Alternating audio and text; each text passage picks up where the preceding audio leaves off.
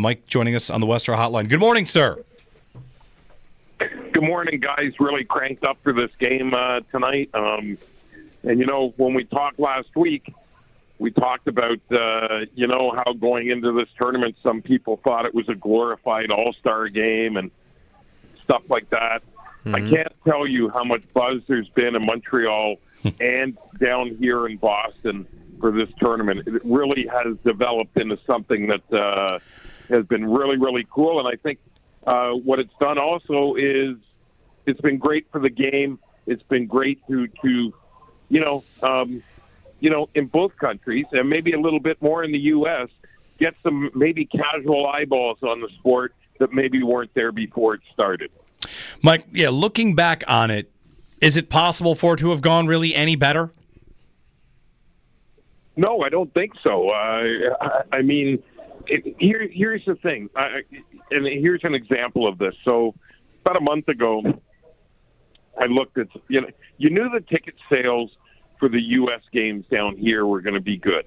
You knew, in Montreal, the selling tickets wasn't going to be an issue. But on Monday, there was getting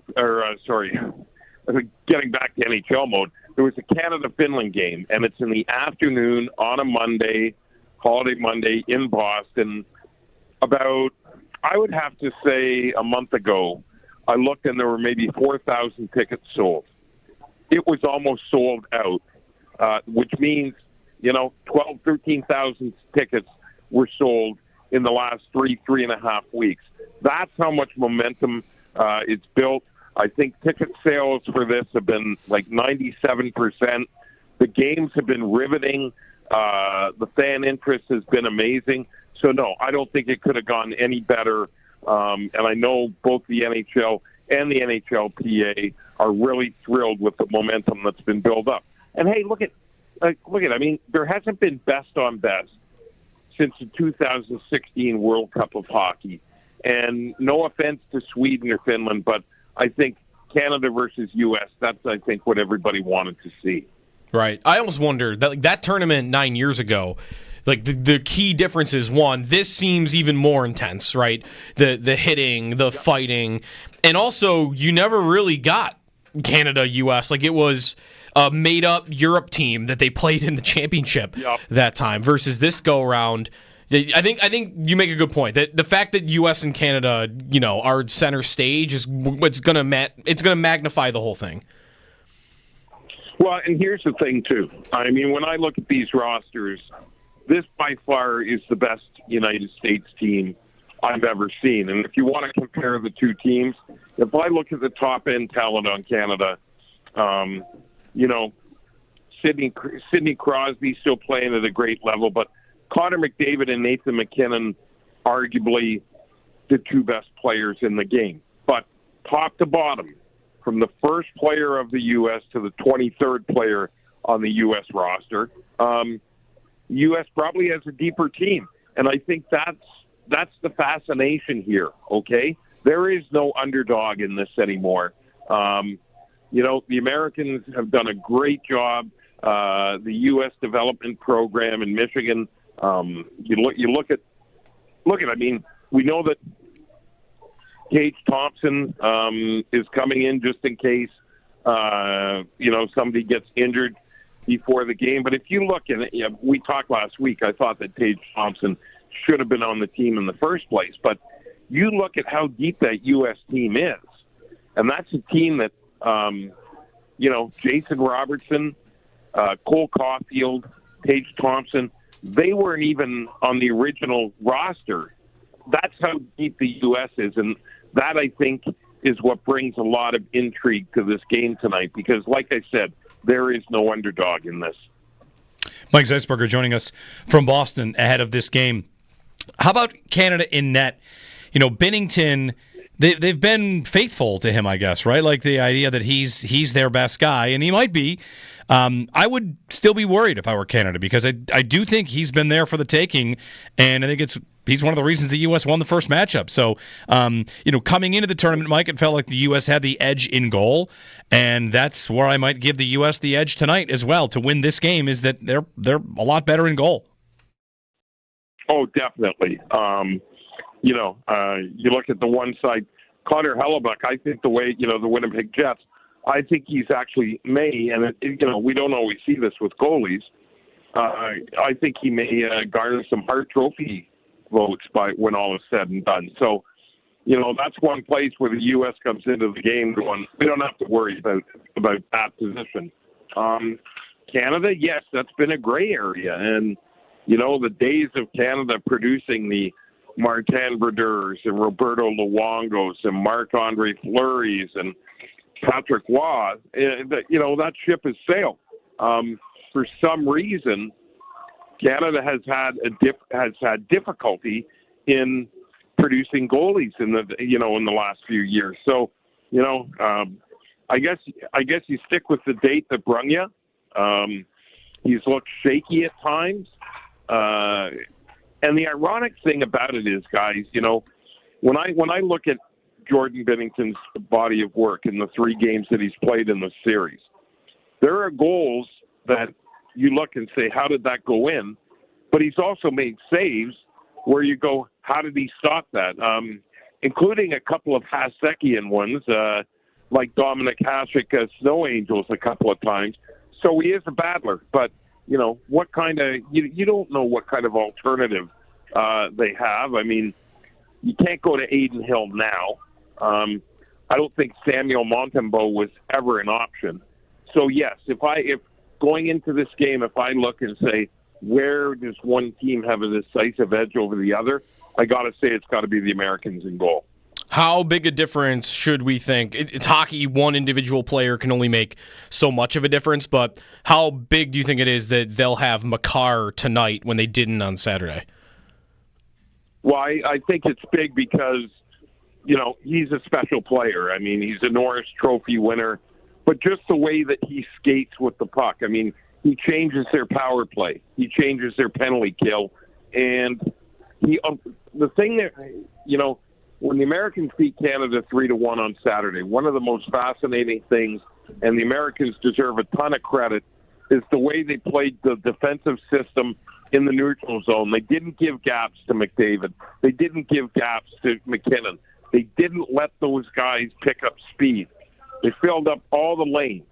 Well, when you have a guy like Cale Makar in there, obviously you have to account for somebody that's one of the 2 or 3 best skaters in the game. That's going to open up some lanes. So, the one thing that I think you'll see the Americans do is put a lot of pucks in deep. I know that's a cliche, but when guys like Cale Makar have their back to the U.S. net instead of facing the U.S. net, that's kind of the philosophy you want to have. Mike Zeisberger with us. How about, so Canada gets their best defenseman back. The U.S., it looked like, tried to get their best defenseman back with Quinn Hughes, and that does not appear as though it's going to happen tonight. What's kind of been your view of the whole 48 hours of Mike Sullivan says he's coming, and then it's, but he's not playing, and then, I don't know, didn't it seem like the U.S. always kind of sounded like they thought they could get permission to play him, and that, and we, as we saw yesterday, maybe the Canucks had something to do with him not going either.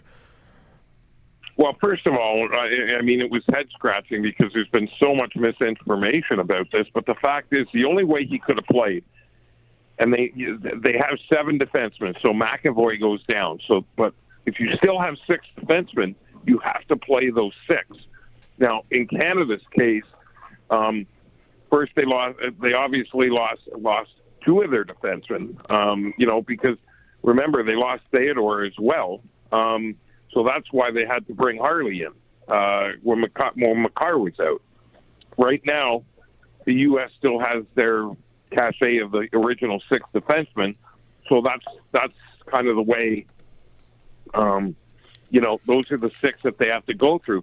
And here's the thing that I found head-scratching, guys. Cale Makar Quinn Hughes practiced in Vancouver the other day. You're not talking about jumping on a flight for 45 minutes. Thank you. From coast to coast, and when he practiced, he was in a non-contact jersey. So, he hasn't played in 3 weeks. and you want to plop him in there in the biggest game, of at least for the national team in the last decade. I mean, what kind of Quinn Hughes were you going to get? How healthy was he going to be?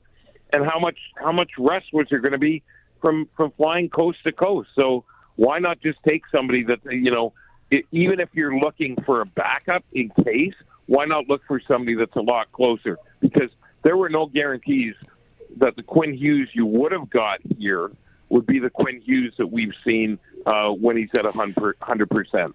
Mike, the whole time that story was going on, I thought I was taking crazy pills. Like, they couldn't have picked a defenseman farther away.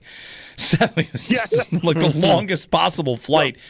So whatever. Well, if Hawaii had a team, then that would be the only way it would have been further. Right.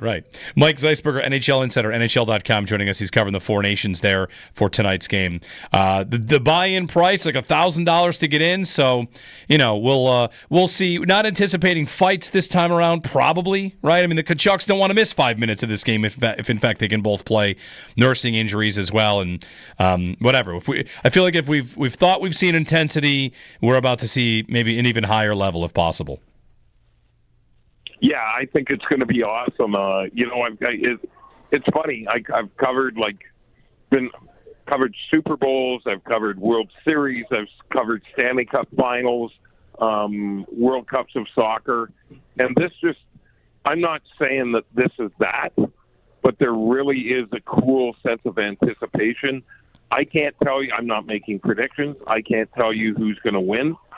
But I can tell you this, as a pure fan of hockey, to see the talent that's going to be on the ice together tonight going up against each other is going to be really, really cool, and I'm really looking forward to it. One last thing, Mike. There have been rumblings about some of the things they've done there being taken back to the NHL, like whether that's color-on-color jerseys or whites at home or the 3-2-1 scoring system or a 10-minute overtime on 3-on-3. Do you feel like has the NHL, I don't know about openly, it's a very small little trial run for a couple of things here. Do you think a couple of these things could make it to the league?